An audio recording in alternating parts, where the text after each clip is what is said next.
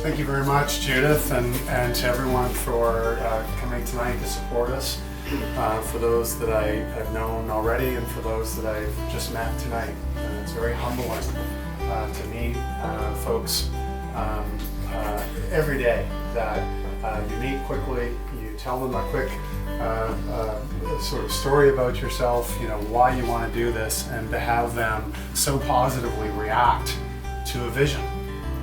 And I think it comes from a love that we have for this great community, which is at the foundation of why I've decided to do this. So a couple of quick thank yous. First to my wife Patty, who's way in the back there for some reason. She didn't want to be pointed out. To my daughter Megan, who's right here in the front. Say hi, Meg. And I'm not, my daughter Mariah was here, who went to rugby practice in the rain. So sorry, and I'm not sure where Liam is. He's 17. So if anyone knows where our 17-year-old is, please let us know. And initially, as Judith said, this is a big commitment. And the initial discussion, the initial thought about this, I guess, has probably been brewing for years with me. As Judith said, I've been attending council meetings, I read briefing books, I think about how I could improve my city, be an engaged citizen. And I can't explain any of that except that I my whole life, I guess, I've wanted to make a difference in what I do and what I did. And so initially, when I found the courage after thinking about this and reading about our current mayor deciding not to reoffer, I got all fired up, and I really said, oh no, where are we going to go? We've moved forward in a positive way. How are we going to continue this momentum? How are we going to continue to make St. John an even better place than it is? And I jokingly say about a week later, I found the courage to go and talk to my wife about it. And say, sweetheart, I'm having this thought about council and about serving the citizens of St. John. And, it should be no surprise. Everything that I've done in my life, Patty has always supported me 100%. And she said, what took you so long? I'm surprised it took you so long. Because it's not normal, I don't think, to go and sit at council meetings unless you have to, right, Nora? So I guess I've, again, always been that engaged citizen. The other piece of that discussion when I talked to then moving on to my kids. I have Liam, who's 17, Megan, and a twin sister who are 21.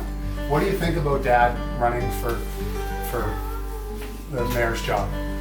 And Liam, we had some great discussion, good discussion. Mariah, I think, discussion. So he's a 17-year-old boy. We had some discussion. Hi, Jude. How are you, buddy? Mariah, said something very, inspirational to me. Something like, "I don't care what you do, Dad." And Megan said something profound, which I have repeated many, many times. Megan said, "Dad, sometimes the most meaningful work isn't easy." Okay? And that sort of sums this up.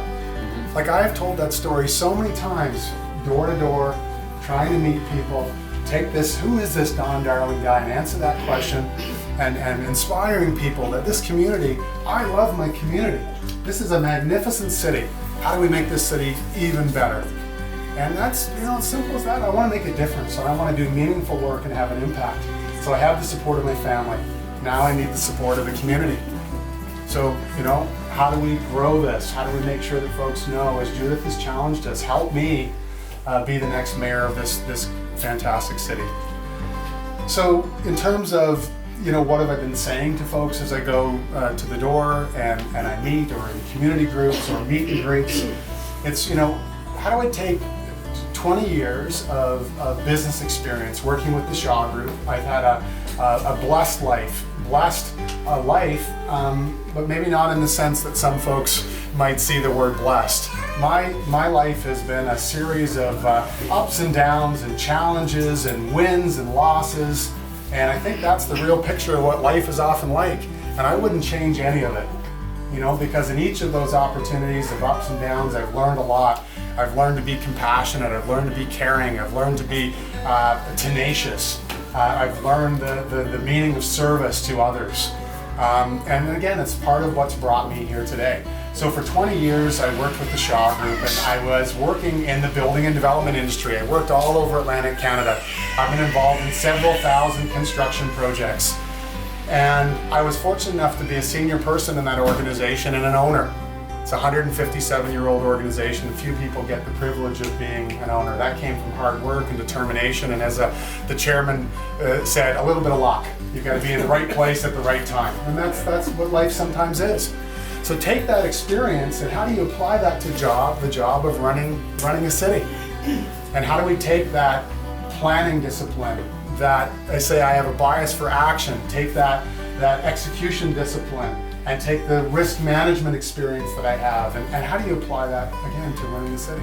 So the theme for the Don Darling campaign is growth. And none of this is going to be easy. So you have to get up in the morning with a fresh start and a good plan and that tenacity to go and make it happen, get the city growing again. And we really break that down, or I break that down into 3 components. And the first component is people. People, it's not a coincidence that people come first. Everybody in this community matters to me and matters to I'm sure everybody here. So the people piece is, how do we maintain the level of service that we have? How do we grow the population? And how do we enhance quality of life for St. Johners? How do we tell the story of what's so amazing about St. John already? How do we reframe this? I was talking to a good friend in Toronto a few weeks back, and I was telling him about some of the challenges and some of the issues I was hearing. And he said, Don, it sounds like St. John has a pride problem. And I said, yeah, in some circles, we have a bit of a pride problem. It's a sport here to beat ourselves up. So how do we reframe that? And how do we reframe that and tell our positive stories? In the last 2 weeks, I've visited with 15 community organizations in St. John. And those organizations have so inspired me. The level of service and care in this community for each other is so inspiring. And, I said at one of the stops that, I was being told that we serve 800 meals a week in St. John to those in need. And I said I'm both inspired by that and saddened by it at the same time, if that makes sense. So how do we move that number down? I want it to go to 700 and then 600 and then 500. And again, none of that's going to be easy, but I will advocate for an efficient approach and really try to be involved and make some of that happen. So people's that first piece, and then there's the economy. Every day we read about it, and today I had an amazing discussion.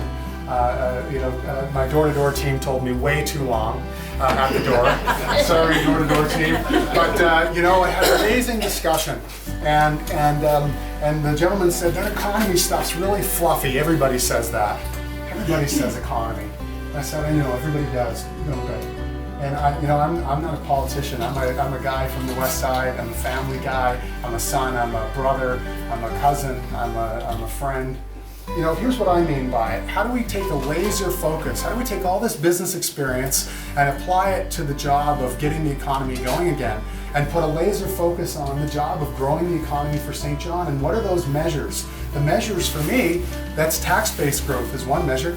So we can say we're going to go after tax-based growth, and it's pretty black and white to me. We're either growing the tax base or we're not. Yeah. And if we're not, then we need to change course, and we need to refocus, and we need to get at it again. So tax-based growth, population growth, that's another measure we can put in place. Are we growing or not? And jobs. Are we creating jobs? Are we creating jobs for our younger generations, my kids, my 21-year-olds, your 21-year-olds, your 17-year-olds. And last night in Forest Hills, a little girl came, Jude's age probably, came to the door, and her father said, I'm worried about her.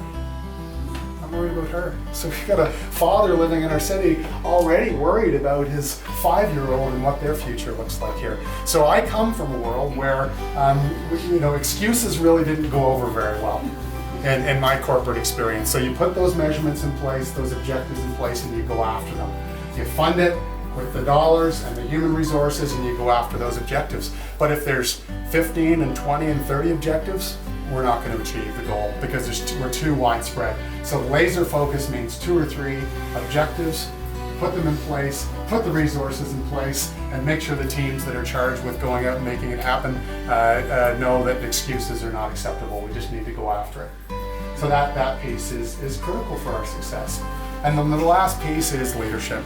We've had many great leaders over the years in St. John, and my reason for doing this is not to I don't aspire for someone to say, hey, that guy's a good leader. I as Judith said, I'm just going to go and do it. What you see here tonight is what you get with me. Pretty open book. I wear it on the sleeve. I'm passionate. I love my city. I want to be part of the solution.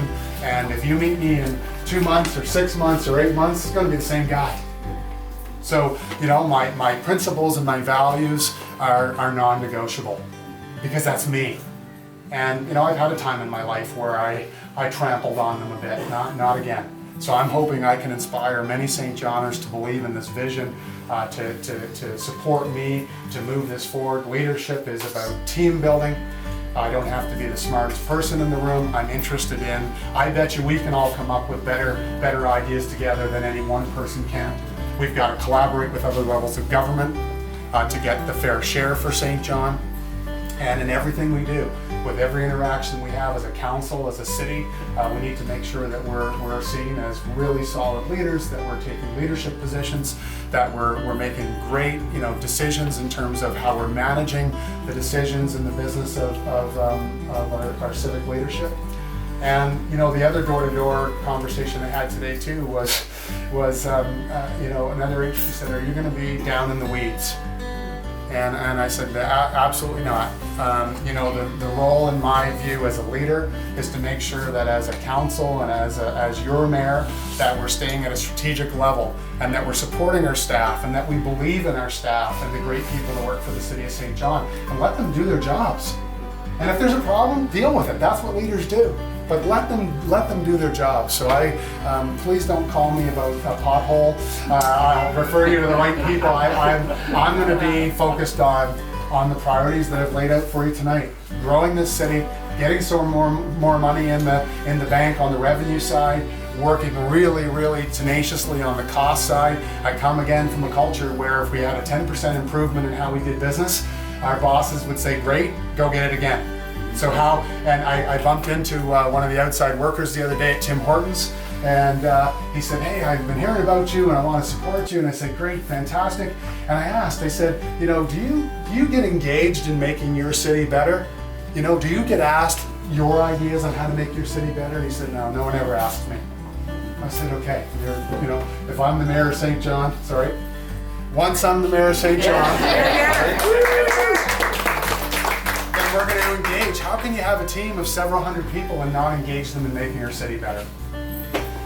So anyone that knows me well knows me that I could go on for about another 3.5 hours. But at 6 o'clock I have to go back out in the rain and go door to door again.